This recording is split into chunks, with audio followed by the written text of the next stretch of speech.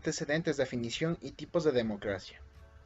La historia de la democracia como forma de gobierno ha sido marcada por una tensión perpetua entre su expresión de ideal y su realidad concreta.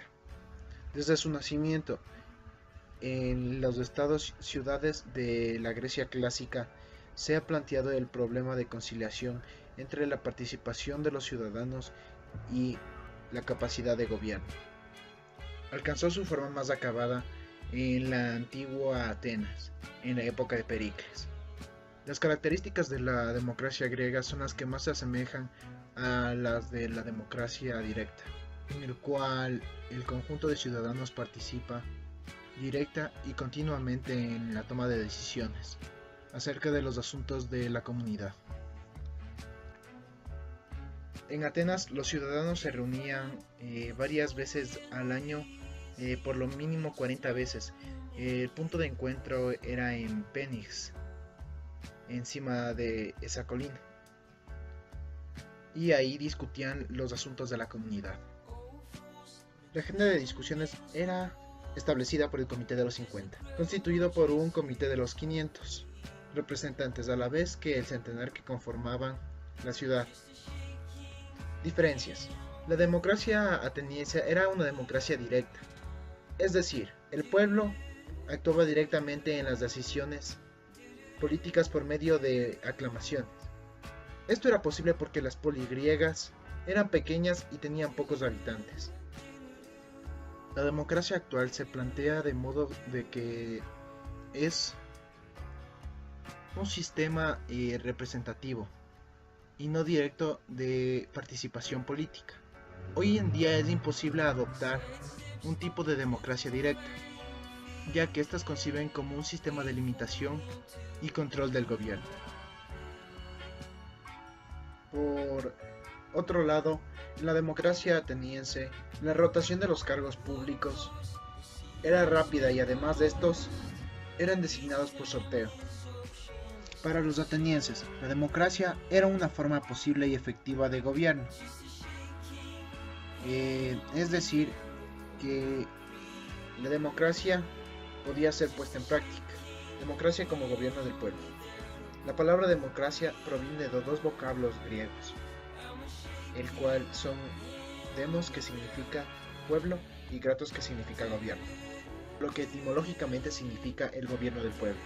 La democracia en forma de gobierno se caracteriza porque en ella el poder público reside en los ciudadanos. Es también y sobre todo un estilo de vida basado en el respeto de la libertad y la dignidad de la persona humana. La democracia no es indiferente a las concepciones políticas, sino que tiene una concepción política propia. Para esto lo más importante es la libertad. También debemos tener en cuenta los significados de estos tipos de democracia, los cuales son la democracia directa, llamada también pura, porque es aquella que el poder reside en los ciudadanos y no a través de representantes. Actualmente la democracia directa se conserva más en algunos cantones suizos, pero tiene un valor más simbólico que real. La democracia indirecta o representativa es donde los ciudadanos gobiernan a través de un representante que ellos mismos eligen. El pueblo no delibera ni gobierna, sino por medio de sus representantes y autoridades creadas por la Constitución. La democracia semidirecta o mixta es aquella que reúne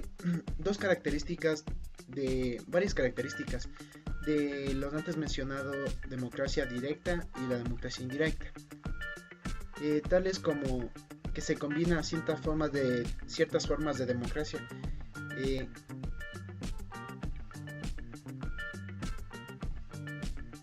como el referéndum, la iniciativa, el veto y el plebiscito. Elementos constitutivos del Estado Democrático Ecuatoriano. Corresponden a los principios fundamentales del Estado, que es el capítulo inicial de la nueva Constitución del Ecuador, e indica los fundamentos del nuevo tipo de Estado que se quiere y los deberes que nos corresponde asumir a los ciudadanos. Estos elementos se resumen así. El Ecuador es un Estado social y democrático de derecho. El Ecuador es un Estado intercultural y plurinacional. El Ecuador es un Estado laico. La soberanía es del pueblo ecuatoriano.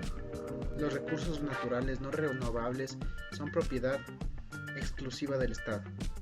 El Ecuador es un Estado social de derecho y en el Ecuador se garantiza el desarrollo económico y social, la protección del patrimonio cultural, la paz, la seguridad integral y la democracia. Consenso sobre la construcción de una cultura de paz. La cultura de paz consiste en una serie de valores, actitudes y comportamientos que rechazan la violencia y previenen los conflictos, tratando de atacar sus causas para solucionarlos mediante el diálogo y la negociación, lo cual se puede realizar entre las personas, las naciones, etc. Dentro de los consensos estimados para la construcción de la paz están los siguientes. Rechazar la violencia. Es la práctica de la no violencia en todos los ámbitos, tanto como psicológico, económico, sexual, física y social, en particular a los más débiles. Estos casos especialmente se dan en los niños y en los adolescentes, lo cual se llama bullying. Así que deberíamos educar a nuestros hijos y a todo nuestro entorno, deberíamos enseñarles a convivir en una cultura de paz antes de realizar la violencia a otras personas. Superar la generosidad es compartir todo el tiempo y los recursos materiales para lograr terminar con la exclusión, la injusticia y la opresión política y económica. Escuchar para comprender. Defender la libertad de cultura y también la libertad de expresión. Privilegiar el diálogo sin ceder al fanatismo y al rechazo. Premias cuando una persona o más aconseja a una persona que está confundida y necesita de consejos. Preservar el planeta. Promover un consumo responsable y mantener el equilibrio, la vida y los recursos naturales del planeta. Reinventar la solidaridad. Contribuir al desarrollo de la sociedad, proporcionando la plena participación de las mujeres y el principio del respeto de la democracia, con el fin de crear juntos nuevas formas de solidaridad. Obstáculos y desafíos de la democracia actual. Los desafíos que enfrenta la consolidación democrática en América Latina se podría estudiar a partir de 4 ejes principales. Los riesgos de que la transición democrática derive en modelos democráticos delegativos con fuertes componentes autoritarios. También emergencia y el arraigo de líderes antipartido, que ante el desencanto con la política democrática debido a sus promesas incumplidas, impongan un sentido paternalista en la conducción política. La probabilidad de que uno de los autores principales del enclave de América Latina, las Fuerzas Armadas, formadas en el periodo de la Guerra Fría, y los postulados de la Segunda y los postulados de la doctrina de la seguridad nacional, continúen gozando de fuertes prerrogativas que limiten el control y la orientación de las instancias civiles en el diseño. A estos grandes desafíos le podríamos añadir el creciente desencanto hacia la política, que aun siendo un fenómeno mundial, ha adquirido un nivel preocupante en nuestro subconsciente y podría afectar la deseabilidad democrática en segmentos importantes de la población latinoamericana. El fenómeno de la democracia delegativa.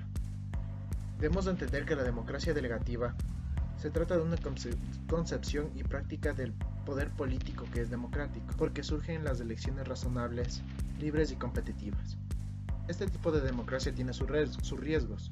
Los líderes delegativos suelen pasar rápidamente de una alta popularidad a una generalizada impopularidad.